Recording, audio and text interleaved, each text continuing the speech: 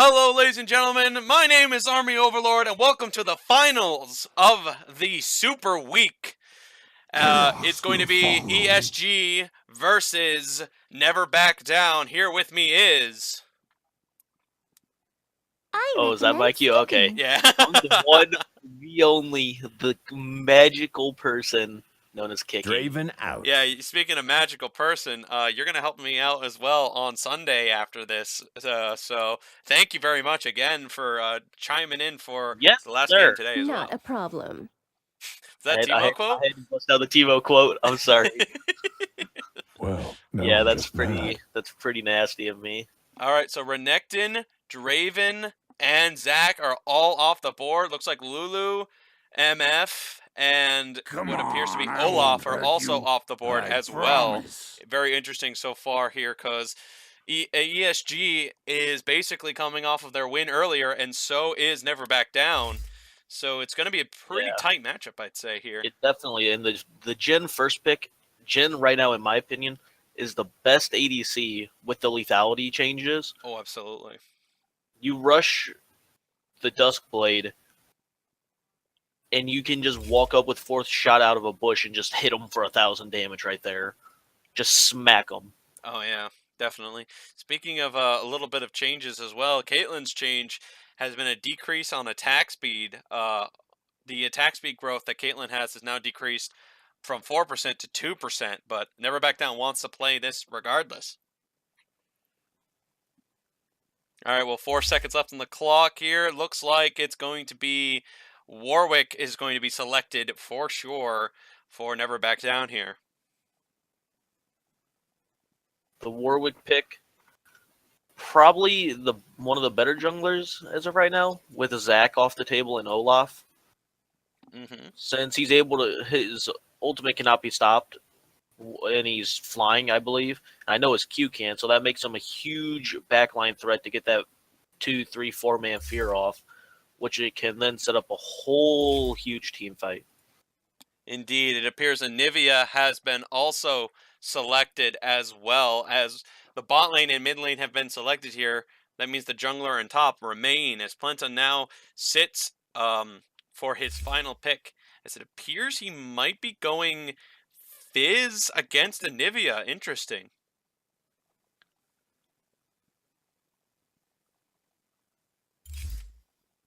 Decides to go with Kassadin, actually. Cool.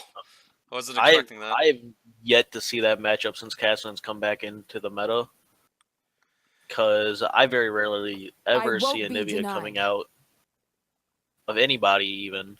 I don't even think I've seen somebody play Anivia in the league. Which I know somebody probably has. Stronger. But the Sejuani ban, that's a very smart ban considering Zach's the other huge engage jungler next to Warwick and Gragas, and you take away those two junglers, boom. There's very little engaged junglers left. Besides maybe Kha'Zix, where you can stealth in, get in there with something like a Shen taunt or a Shen ulti, even a Nocturne, just raid boss the backline, keep them busy, make them focus you while your backline just deals all the damage.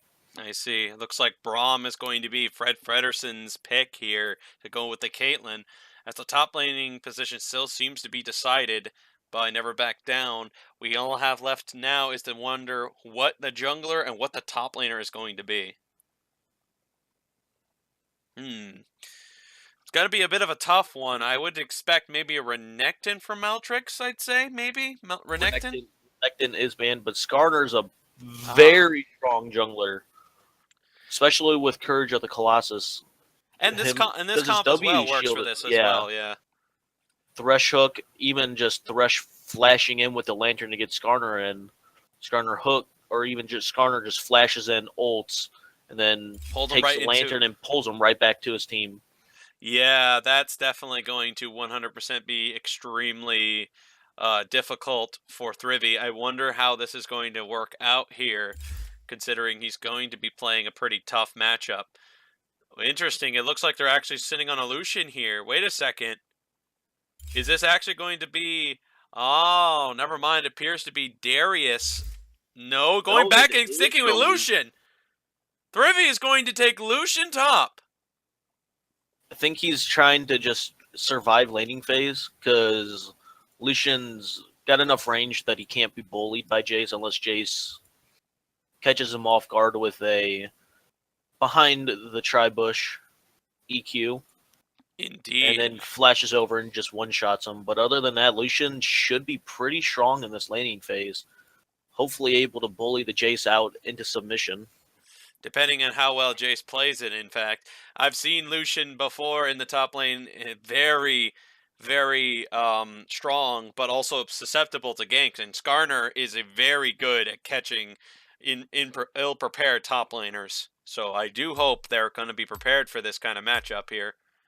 And I do have the feeling that the GVG in the house will be camping the top lane because Caitlyn should have laning phase dominance over the Jhin.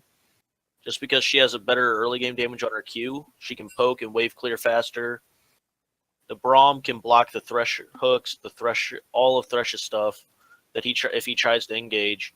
And then Braum also will be taking Stoneborn Pact, I believe, which he can just try and poke the Thresh with the Q. Caitlyn autos, and she gets all that life back, and it should just be an easy, safe bottom lane for Never Back Down.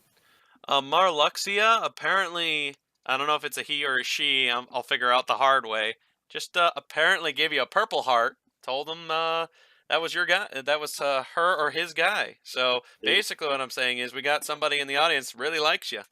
Hey, Lamau. I don't know if you know who Marluxia is, but... That might be my duo.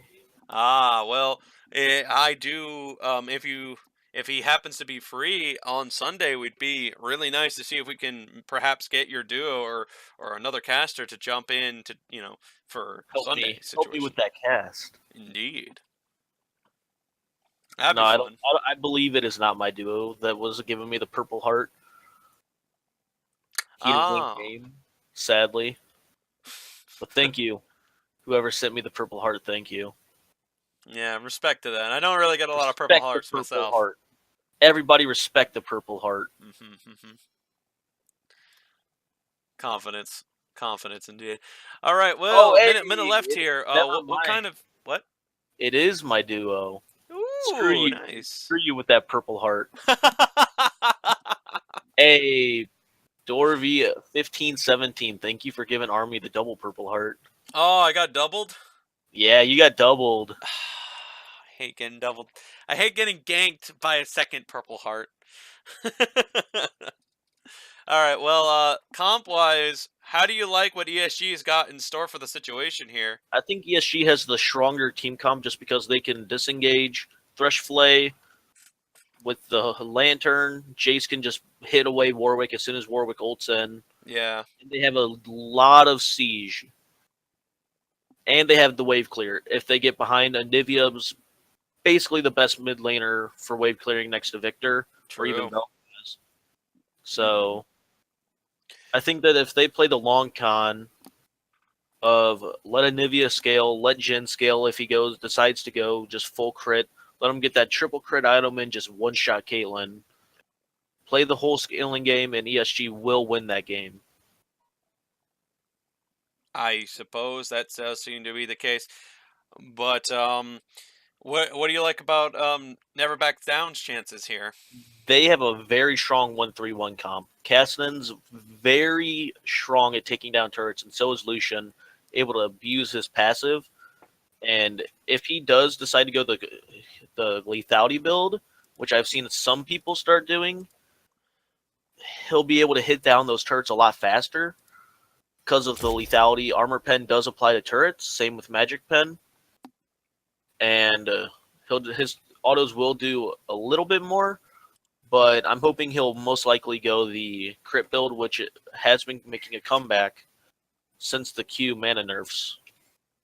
Indeed, but Caitlyn, on the other hand, is a little bit statistically weaker than she was previously. So it's going to come down to variables here, and hopefully, because they're in a way that team that they're up against doesn't have a dash or a way to instantly jump onto a target, except for Thresh, of course, and Jace. But like, Caitlyn has got a nice position and nice protection from Braum. If things go really well, perhaps it might end up being Caitlyn getting enough damage to just kind of push her way through the problem. Does have a Braum for protection purposes, so it's going to be difficult, especially considering, it's going to be hard to get past Sivian. So let's see if the 1-3-1 comp strategy is going to beat this this heavy pushing team, which ESG can pull the 1-3-1 off with the Jace and the Anivia both having teleport. But that will be matched if they do go for the 1-3-1 to match Never Back Down's 1-3-1. Both solo laners do have teleport. So if one person TPs, Cassidy can cancel TP instantly with his Q. So Anivia would have to play it smart, and if she's farming underneath the enemy tier 2, if she's waves and pushing, she'll have to back up very far away to get that TP off safely. We'll Never Back Down last time did an invade strategy, but it looks like that's not going to happen this time around. Let's see what's going to happen going into this matchup here, as most likely could be a 30-minute, 40-minute, or 50-minute game, depending on how. It very could be a 60-minute game even. You think so? Cassidy being very hard scaling champions into the late game. It's going to be tough for everybody. And also very interesting to see what will happen, for sure.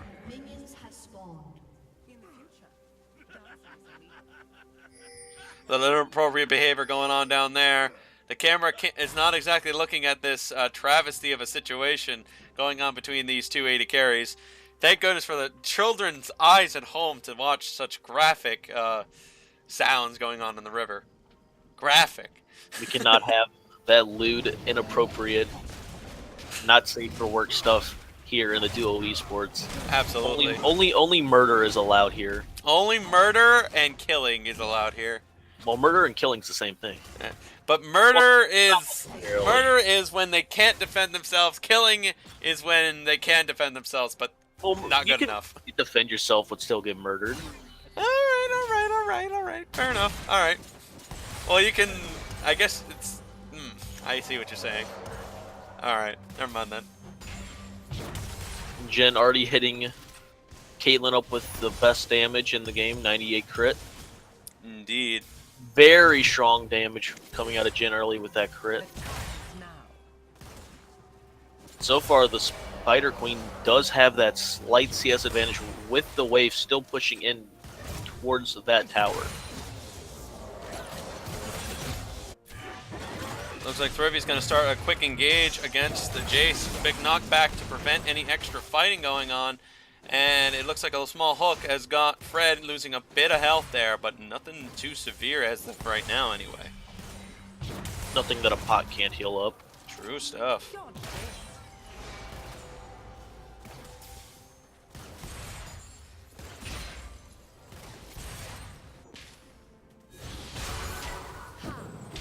Cassidy's taking a tiny bit of poke in the mid lane, but having a 10 CS lead at 3 minutes is definitely a better trade, since you will be able to get that catalyst or even the blasting wand a lot sooner than Anivia will be. Speaking of that, Anivia seems to be having some issues here with farming, but it looks like pressure is happening both at top side and at bot side. Looks like Skarner's coming around for a gank. Warwick's right behind him. It's going to be a big fight happening right now. Warwick gets in the way to prevent his target from going down, but he's going to kill Epic Dragon. In the exchange here, Warwick slowed, but it doesn't have a way to make the extra catch here. He's going to have to go for a forced fight, and it did not work out. Oh my goodness, that didn't work out for Lucian. He took a huge gamble that did not pay off. Oh, looks like we got some lag going on here as we do an immediate pause going into this. Probably Never Back Down must have had a lag there Hopefully they can just reconnect into the situation as quick as possible.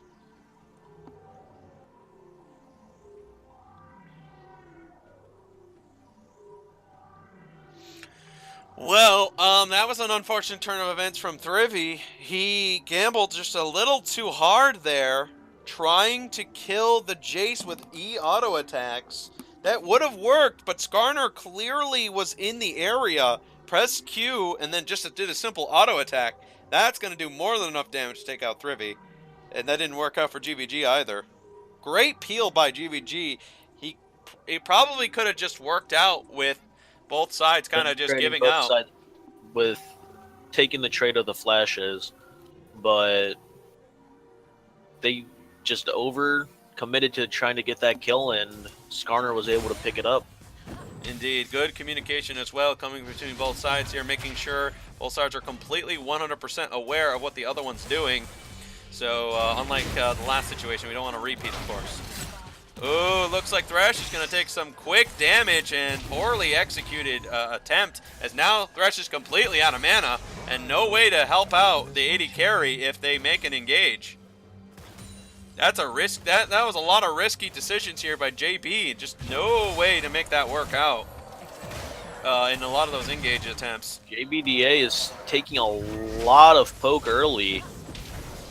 Speaking of that, it looks like Plenta is completely controlling the mid lane. Definitely getting all the poke in the world that he needs down, but Skarner will be stunning him up. He will 100% have to flash away. He doesn't see. He's going to try walking out. He Skarner does. Decides to back away. Oh, wow. I thought it was a flash for sure. I really did. I thought that was it. He just simply walked out. That was a bit of a surprise. Kassadin still thinks he's got this. Skarner is currently in the bottom wave, so bottom lane right now. Is he going to try the flash kill here? He might consider the option to put Sivian very far behind, but I don't know. No, I don't think he's going to go for it. I think it's just too big of a risk, really. If he burned his flash, all he would get is getting rid of the Anivia passive. True. And if he had his ultimate and maybe a Lich Bane, he could have been able to burn through her, but he just doesn't have the damage to burn through Anivia without the help of Warwick. I see what you're saying. Lucian right now at the same time getting a farm lead. Everyone on Never Back Down's got a small farm lead right at the current time. Lucian is a little bit ahead of Jace, and so far Caitlyn is a little bit ahead of BJ. JB simply stopped being aggressive and let his mana come back up. That definitely worked out, but it didn't work out after that fact. Ooh, yeah, mistaken. Well taken trade by NBD's bot lane. Yeah, huge mistake by Thresh. I think he completely misread the situation and simply walked into death after death of a situation. Oh, Lucian's going to use all that damage to lower Jace's health bar. Just to try and get Jace to have to either pop all of his pots or just recall. And with Warwick being a very strong early Dragon Taker, NBD's going to try and force this. But there is the threat of the Skarner coming over the wall and stealing it. They're simply convincing the bot lane to change their plan of attack here, as it looks like the opportunity is not going to be there for him. But Warwick can just do it by himself whenever he gets around to it. That Ocean Drake is insanely good for Skarner and impossibly great for Sivian.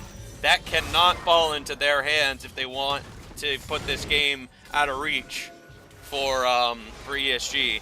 ESG needs to get this Ocean Drake. That is extremely valuable for Sivian. That will make this game a lot easier for Sivian in every due respect. It just gives him a free permanent blue buff as long as he does not get poked down by the Kassadin. Which is exactly all you need in the mid-game situation. Plenta does some big, massive amount of damage to Sivian, forcing him to take a few steps back. That was a big hit.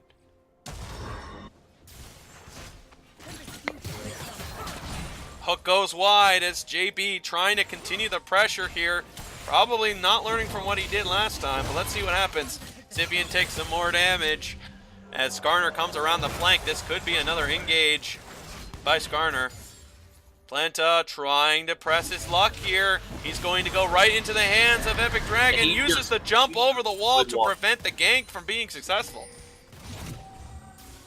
He just uses the Rift Walk and is able to escape cleanly. The best thing about Casson is the fact that he's so safe early. You always play like a total... Ooh, my goodness, completely outmaneuvered JB yet again. All goes off, but it looks like BJ has held his flash just for the occasion. Oh my goodness, that was incredibly great coordination. This Thresh is 100% unprepared for all these trap plays. Kid, can you believe how fast everything's been going so far? Oh my goodness, another fight about to happen in the top side. Maltix having to is getting forced to flash just by the Warwick coming up like at the speed of sound.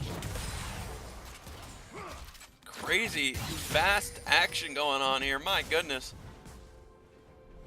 Sibian still getting forced under that tower nonstop, and without the blue buff. Ooh, Warwick does here we go. Ooh, he does waste his flash, and they do not get the kill. Maltix with the very well outplay. Vivri flashing in, but he does not die. Down. What? I can't believe it. Lucian actually survives that thanks to the proc. Anyway, it looks like it's going to be JP walking. No, not into another trap. It looks like he will survive it. No, he won't. Brom makes the last one. Steals the kill. Yeah, holy moly. Skarner definitely not wanting to help the Anivia scale a bit, and he takes the blue buff. That's now Anivia is not going to be able to constantly wave clear that mid lane. That's a very questionable decision. I don't know if that was a good idea. To not give Anivia blue, that's really... That's a very questionable decision. Yeah. Casson with that nearly perfect CSing at 91 at 10 minutes. Right, and that's exactly what Plentakill is seemingly very good with right now. And I mean, as Epic Dragon is currently in his situation right now, he needs to protect the lower half because Warwick can easily do this Drake by himself right now. But he's been in that situation for such a long time. It is really mysterious that he didn't give the blue to an Anivia who could have used that quite easily, used that much more efficiently. It's also odd that he decided not to go with Trekker's Knife, knowing that Warwick's going to be running around the map, and just not deciding to go the safe route to keep his team safe. Going for the increased gank setup instead of the complete ward coverage that ESG is lacking. Yeah, agreed. Warwick right now clearing out some control ward vision here, as it looks like the bot lane is still taking control of the situation as Caitlyn is getting some free kills after free kills against JB, who continuously keeps gambling and gambling his luck every time against that bot lane and just barely doesn't get what he wants. And that's going to lead to another kill happening. Castlin taking another very strong trade, forcing Anivia to blow through her mana bar almost instantly again. Because he doesn't have much of an option, and this is just situations not working out. Does come in for the gank. It looks like Red is going to be stunned. He's going to ult here, quickly jump out of there. Ult's going off here, and the opportunity is 100% missed by their team. I could have sworn, now Skarner had ultimate. They just didn't seem to coordinate that. I think that they figured that he could, that they could automatically kill the Braum. Warwick is nearby, sees the control ward, and most likely is not going to try to set up a play here, despite the favorable situation. 2 control wards are placed. Does take a very nice hook, but it does not equal anything. Divry getting a full culling down, but it does not matter as Maltix just destroys them. Lethality at its finest right there, ladies and gentlemen. No tankiness whatsoever. Didn't have any health items other than the base stuff. And he clearly overpowers Thrivy, who's going for a health-based items. You can just kind of see like how lethality just seems to be the item of the game, because even it gives a little bit more tankiness than the Black Cleaver, apparently. I think the Black Cleaver rush wasn't as ideal as rushing either Bork or Essence Reaver, where you get a lot more damage early, and if you go Bork, you have that lifesteal to trade with the Jace. Boy, Sivian right now is just simply auto-attacking right now because he can't do anything.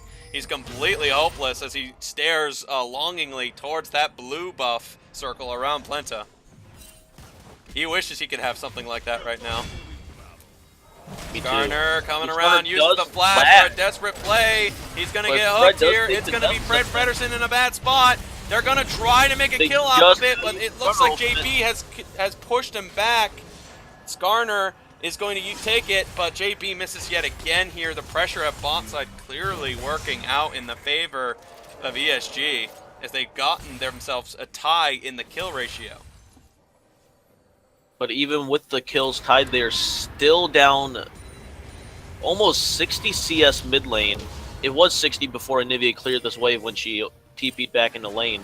Derby tries a quick pressure in mid lane. Looks like it's rotation time.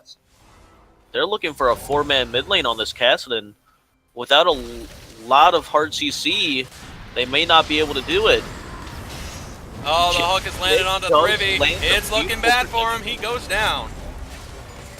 Curtain call comes out.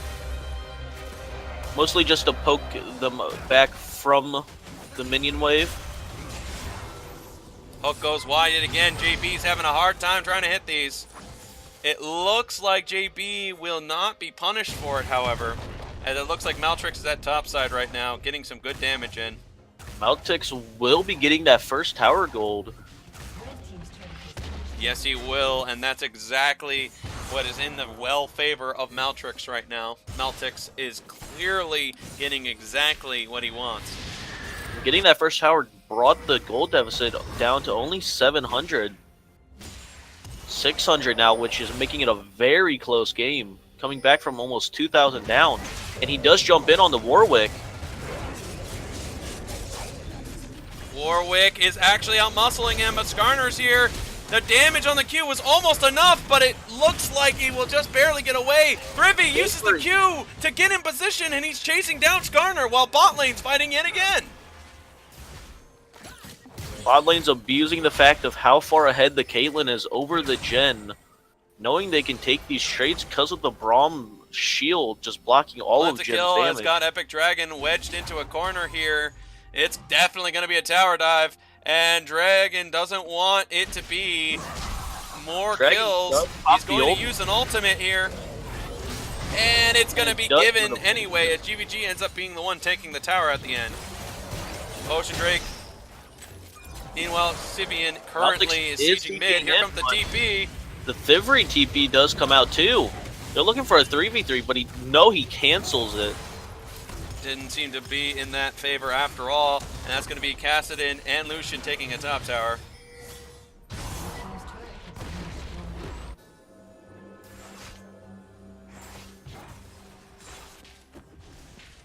Sivian, with no mana now, is simply auto-attacking the tower with absolutely no other way to get any other pushing power whatsoever. He's just going to wait until the wave just kind of clears out by itself. Poor Sivian.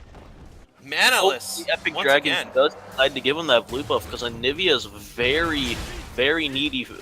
She needs that blue buff almost every single one once she hits 6. Looks like a big fight might break out here. As all 5 members of each team are already at the position of the Ocean Drake. Warwick is in position. It looks like ESG has realized it and want to take on Fred Fredersen, who seems to be caught out. Sivian by himself out here. No mana is going to lose a ton of his health bar.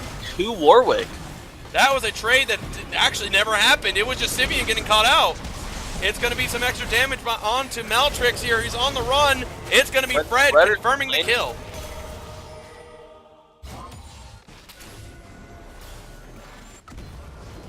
Whoo! Kicking. This is a fast game. It's a fast game. A lot faster than I was expecting out of the 2 scaling comps.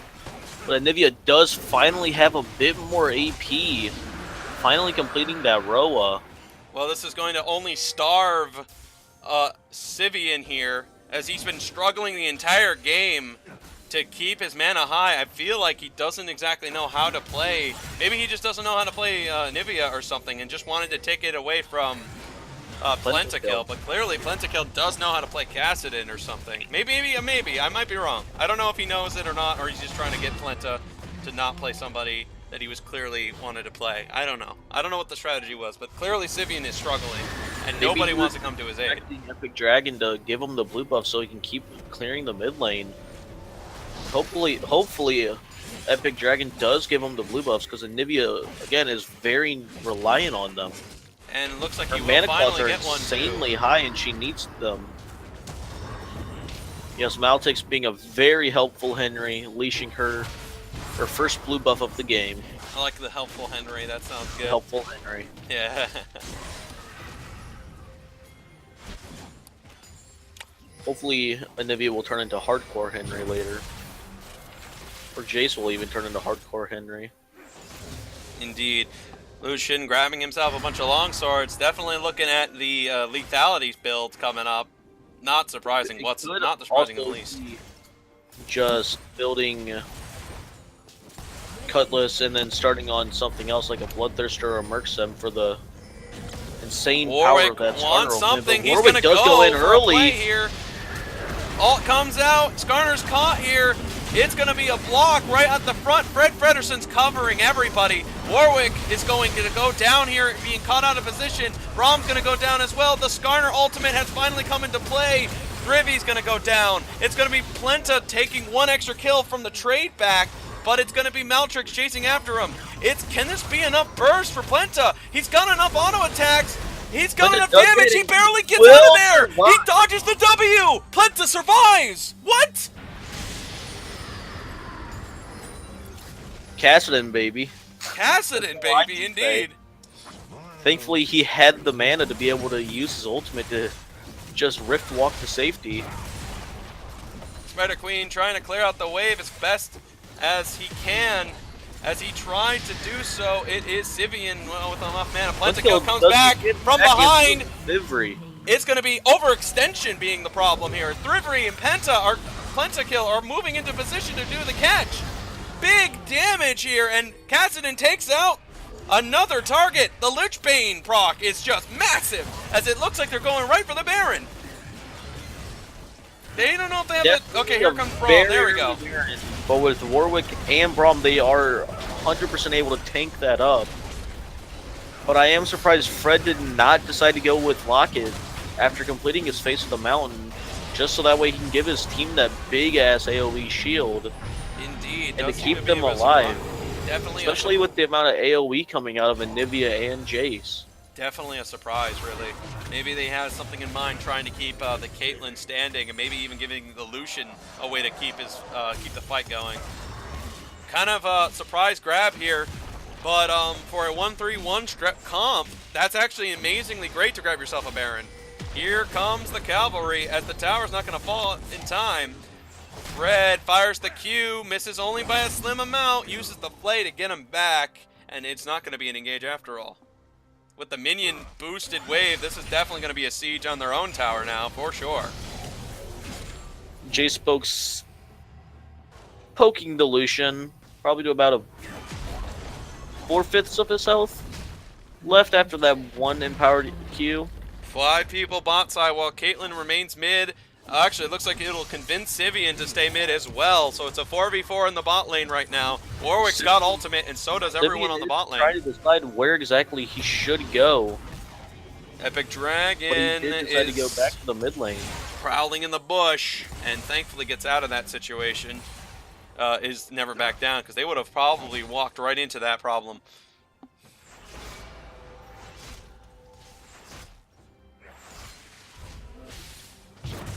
So, with what they've got right now, they've got sieging potential and sieging advantage here. Top side is pushing in, bot side is pushing out. Plentakill is going to try to get one more catch. He's got it, Braum with the catch and kill. Plentakill does a massive amount of damage, and he will be taking down that Skarner. Yes, he will. My goodness, this guy's a complete assassin.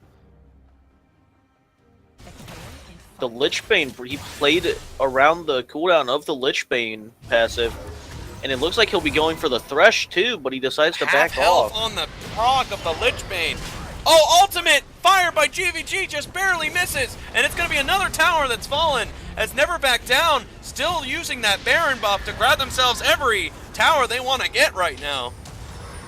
They're rotating over to the top one while the team is still confused and still trying to recuperate. It's going to be another tower falling really fast if they don't have a chance to defend it.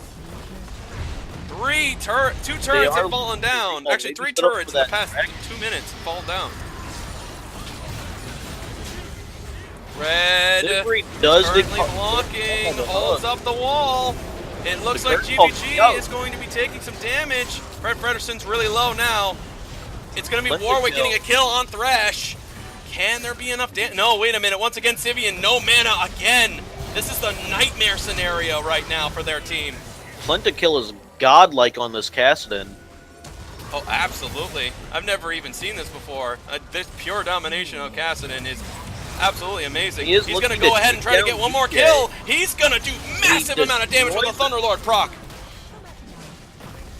Oh my goodness, they're completely taking over the game here. Maltrix is trying everything he can. Good block by Fred Frederson to prevent this from the AoE of the stun. That's an inhib coming down here. Never back down. His coordination is absolutely unbelievably on point. As ESG is completely lost for wear here, as every single situation coming across, Sivian has absolutely no mana to defend any of the points he's trying to defend. And not to mention, GVG is going to be taking that blue buff away from Sivian again. Just taking control of the jungle very early on. And just snowballing it from there. And they find out now that blue buff's gone, and it looks like Epic Dragon is going to go ahead and take himself a good old-fashioned red buff here. Pentakill, my goodness, is an absolute monster out there. His damage is insane, and I believe he's got 10 stacks now on the Dark Seal. He did just purchase it. He has 10 on the Rod of Ages. Ah, okay, my bad. But sadly, he did get shut down. But the second Ocean Drake will be coming in very nicely for the Lucian. Once again, preventing it from Anivia from having any chance at it. This is a nightmare situation for Sivian, who needed a blue, who needs this mana, and never got around to getting any of it. NBD is just completely shutting out ESG out of all of their resources that they can try to get. True. Sivian barely able to wave clear. Pentakill does take a hook, but he just rift walks to safety. Fred tanking up those the Anivia wall comes up, but no ultimate. Kassadin gets caught here, uses the Zanyas to buy some time. He does do so. It's going to be a bunch of damage coming in. Thrivy comes in as well to try to get this team fight coordinated as well, but no, the siege at bot tower still continues while they continue the siege at mid. The Baron buff has been long gone now, so I don't know what their chances are as they're making the rotation over. Thrivy is going to get there in time, but can Pentakill make a play? Faster than ESG did, and they're going to be looking to take down this tower very quickly. The rotations by Never Back Down are absolutely incredible. From another tower, and now they're leading in gold 10,000. Army from the wise words of Monte Cristo. Rotations, rotations, rotations. And they're working super well for Never Back Down. It's the turtle style from ESG. It's almost just watching this behemoth surround him and corner him into a small area. Can they spring out and make Never Back Down back off? I don't think it's going to happen. Never Back Down, it's trying. Ooh, it looks like Thresh has got a catch here. He jumps on the other side of the wall, goes literally through the Anivia wall. As the siege continues at the bot side, the wave at top side is happening as well. Jin's been sent to take care of it. It's a 4v5 situation. I wonder if they realize that. Braum has an ultimate. They can make the engage on the next wave. Jin has been sent and taken care of the situation. What's the next step for these guys? With the Warwick, popping the Glacial Fissure will help set that up, but Fred gets taken down. He does not respect the fully channeled Anivia ult damage along with her E. Looks like because of the fact that battle lasted so unbearably long, that that one mistake by Fred Frederson has unfortunately meant that they can no longer siege. So it is what it is. But even with them making that little mistake, they're up almost 9,000 gold at 28 minutes. And if they do decide to go for this Baron buff, that will push it over 10,000. It looks like they also get to figure out there's a control ward at the blue buff. They're going to be clearing that out.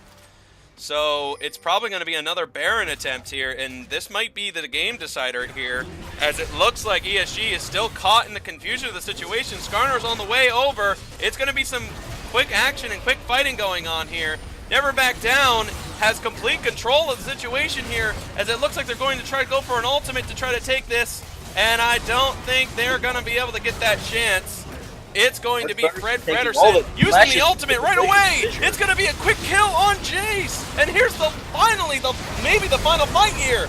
Damage is coming through. Fred Fredersen's trying to block. Kassadin uses the Zhonya's as BJ is forced to use a flash to get out of here. The damage is so rough, but it's not. Yes, it is enough. Warwick with his, I believe it's a Hydra active. Yeah, it was that one. Yes. Okay, that looks like the final kill, and that could be the final. Yeah, that looks like that could be the end of the game. No, wait, no, never mind. There's still enough time. Yeah, it looks like it's going to be an inhibitor and is going to fall here. Limiting one person to take the inhib and the others to take down that inhib tower. Unless they're thinking they can end the game. I guess not. Perhaps instead, they're just going to go ahead and just do what they can here. It's going to be what it is. Towers have fallen here, but they're unable to get more off of it, sadly. Kassadin's heading bot side to clear it out and get his farm even higher, as everything seems to be going quite amazingly for their team. Caitlyn is doing exactly that work, as it looks like apparently really wants to increase his rapid fire range. Do you see that? No, I did not. Wait. Rapid fire I see cannons. it now. He just now went back to sell it, and then he got another one? I think he's trying to buy Static Shiv. Yeah. But that's funny. That's actually pretty funny. Wants to increase the range double. Might be a little busted. I don't think it's going to happen. He has a little NA brain delay. Oh, wait a second. Fred can steal this. Fred does steal it. Fred's a monster. My goodness. He steals 3 kills from his team, then he steals the red buff from BJ? Yeah, wow. They're just taking every resource and Never Back Down is giving them no chance. Even preventing them from giving blue away either. They're just refusing to give anything to this enemy team. I think the Baron is still activated. Warwick and Caitlyn both still have it. So it looks like the siege will continue. No, it's just Caitlyn actually that has it. So the siege continue bot side here. As the Ocean Drake is still in the favor of their team. They just don't have to fight. They can just continue the siege like they've always had. Nivea in the back line can do some good damage. Fred gets messed up here. The hook goes wide yet again. And that's going to be the tail of the take. It's going to be an engage here by Warwick.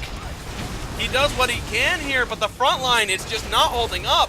The damage is coming through. Fred Fredersen with the blocks. Completely blocks every shot and is going to be low as the final fight might come around here. Never Back Down's rotations have completely caught Epic Sack Sky Gaming completely off balance, and they are going to be able to win this matchup.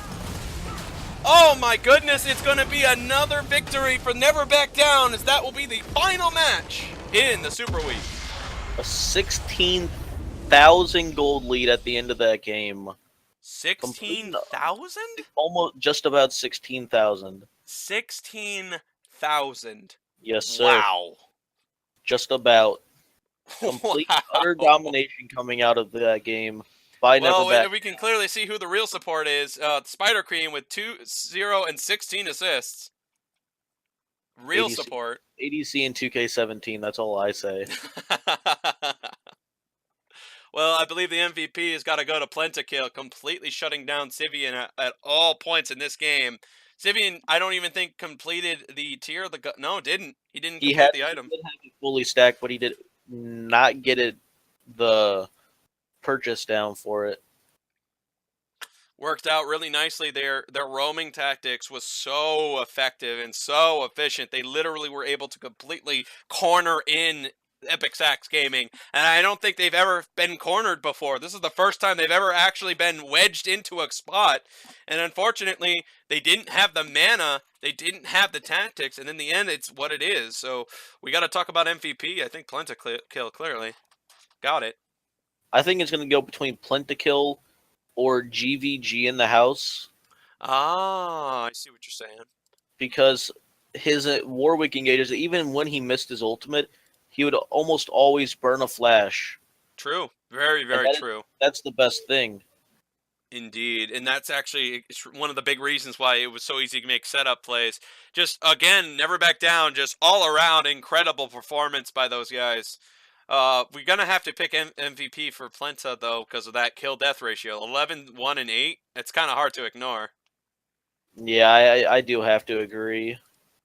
All right, ladies and gentlemen, everybody, thank you once again for watching this series. It's an incredible little matchup of Super Weeks here. You'll be seeing me and Kicking tomorrow here, but we'll get that sorted out next time on tomorrow's situation here. Unfortunately, once again, no interview because of, fairness and everything. So, my name is Army Overlord. And I'm Kicking. We'll see you guys next time. See you tomorrow. I gotta wake up early in the morning. All right. Goodbye, everybody.